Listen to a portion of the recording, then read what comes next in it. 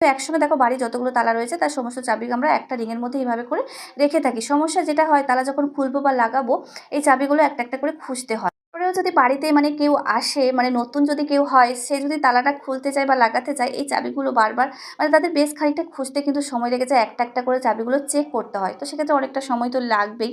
তো তার জন্য ছোট্ট একটা টিপস আমি তোমাদের সঙ্গে শেয়ার করছি। নিয়ে নেবে হচ্ছে নেল পালিশ। এই নেল পালিশ দিয়ে তোমরা তালার আর চাবির দুটোর গায়ে কিছুটা করে চিহ্ন তোমরা লাগিয়ে রেখে দেবে।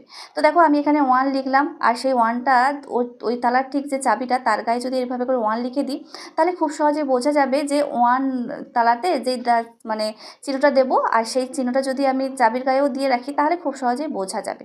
তো আমি এখানে সংখ্যা দিয়ে চিহ্ন করছি, তোমরা চাইলে যে কোনো কালারও ব্যবহার করতে পারো। বিভিন্ন কালারের নেল পালিশ দিয়েও কিন্তু এক একটা কালার যদি করে দাও তাহলেও কিন্তু খুব সহজে বোঝা যাবে।